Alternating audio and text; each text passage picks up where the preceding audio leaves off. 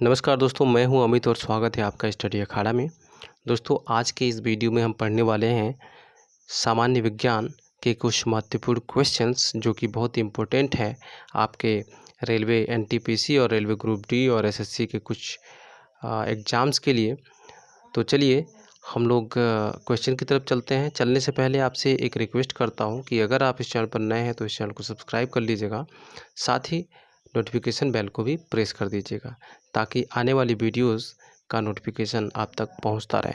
तो चलिए शुरू करते हैं। पहला प्रश्न है, चंद्रमा पर वायुमंडल ना होने का कारण है। ऑप्शन है कोणीय संवेग, गुरुत्वीय त्वरण, कक्षीय वेग और पलायन वेग। तो इसका जो राइट ऑप्शन है वो है आपका ऑप्शन नंबर 4, पलायन वेग।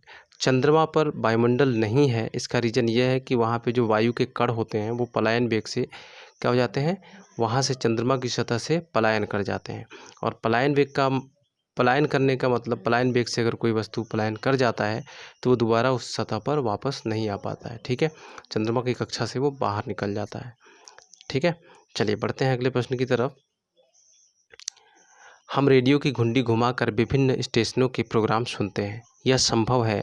ऑप्शन है विस्पंदन, अनुनाद के कारण, व्यतिकरण के कारण और विवर्तन के कारण। तो इसका जो राइट ऑप्शन है वो है ऑप्शन नंबर 2, अनुनाद के कारण। बढ़ते हैं अगले प्रश्न की तरफ। वेंचुरी मीटर से क्या ज्ञात किया जाता है। ऑप्शन है जल का पृष्ठ तनाव, जल का आयतन, जल का घनत्व और जल के प्रवाह की दर।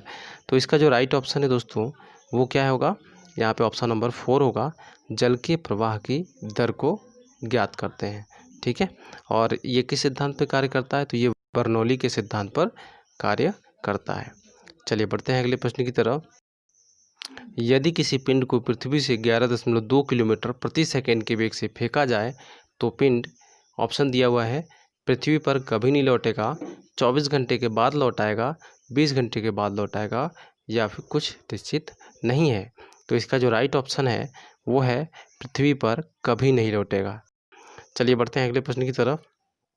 भारतीय विज्ञान संस्थान कहाँ स्थित है। ऑप्शन है बेंगलुरु में, मुंबई में, लखनऊ में, दिल्ली में। तो इसका जो राइट ऑप्शन है वो है आपका बेंगलुरु में। दोस्तों, भारतीय विज्ञान संस्थान की स्थापना कब की गई थी, 1909 ईस्वी में की गई थी। और किसके प्रयासों से हुई थी, जमशेदजी टाटा के अथक प्रयास के बाद क्या हुआ था, इस विज्ञान संस्थान का स्थापना हो पाया था। चलिए बढ़ते हैं अगले प्रश्न की तरफ। पराध्वनि विमानों की चाल होती है ध्वनि की चाल के बराबर, ध्वनि की चाल से कम, ध्वनि की चाल से अधिक या इनमें से कोई नहीं। तो इसका जो राइट ऑप्शन है दोस्तों, पराध्वनि विमानों की चाल जो होती है वो किससे, ध्वनि की चाल से अधिक होती है। सो यहाँ पे जो आंसर बनेगा वो ऑप्शन नंबर 3 बनेगा, क्या है, ध्वनि की चाल से अधिक है।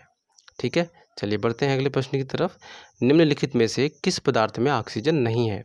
ऑप्शन है रेत, सीमेंट, जल और मिट्टी का तेल। तो बाकी सब में तो ऑक्सीजन उपस्थित होता है, बस एक ऑप्शन इसमें है जिसमें ऑक्सीजन उपस्थित नहीं है। वो कौन सा है ऑप्शन, ऑप्शन नंबर 4 है, मिट्टी का तेल। ठीक है, चलिए बढ़ते हैं अगले प्रश्न की तरफ। किस रंग की तरंग दैर्ध्य सबसे कम होती है। तो ऑप्शन है बैंगनी, लाल, हरा, पीला। और इसका जो राइट ऑप्शन इनमें से वो कौन सा है, बैंगनी कलर है। ठीक है, बैंगनी रंग का जो तरंग दैर्ध्य है सबसे कम होता है। चलिए बढ़ते हैं अगले प्रश्न की तरफ।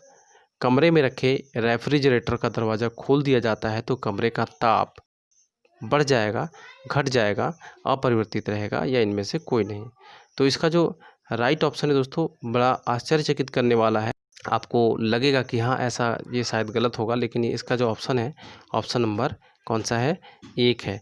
जब कभी आप रेफ्रिजरेटर को खोलते हो तो बाहर की तरफ ठंडी हवा आती है। ठीक है, तो उससे आपको लग रहा होगा कि क्या होता है कि कमरे का ताप भी क्या हो जाएगा, घट जाएगा, लेकिन ऐसा नहीं है, इसका उल्टा होता है, कमरे का ताप बढ़ जाता है। ठीक है, चलिए बढ़ते हैं अगले प्रश्न की तरफ।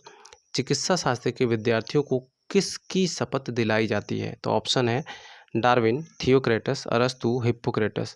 तो इसका जो राइट ऑप्शन है दोस्तों वो चिकित्सा शास्त्र के विद्यार्थियों को हिप्पोक्रेटस की शपथ दिलाई जाती है। तो राइट ऑप्शन कौन सा हो गया, ऑप्शन नंबर 4 हो गया। ठीक है, चलिए बढ़ते हैं अगले प्रश्न की तरफ।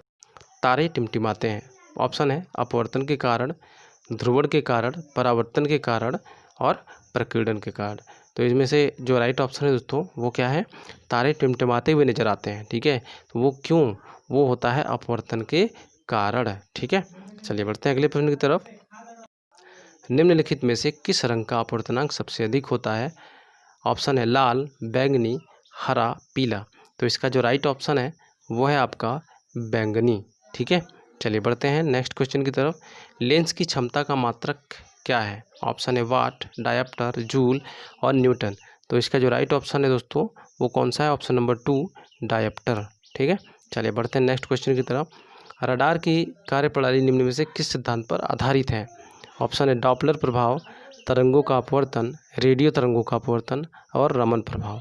तो इसका जो राइट ऑप्शन है वो है आपका ऑप्शन नंबर 3 रेडियो तरंगों का अपवर्तन।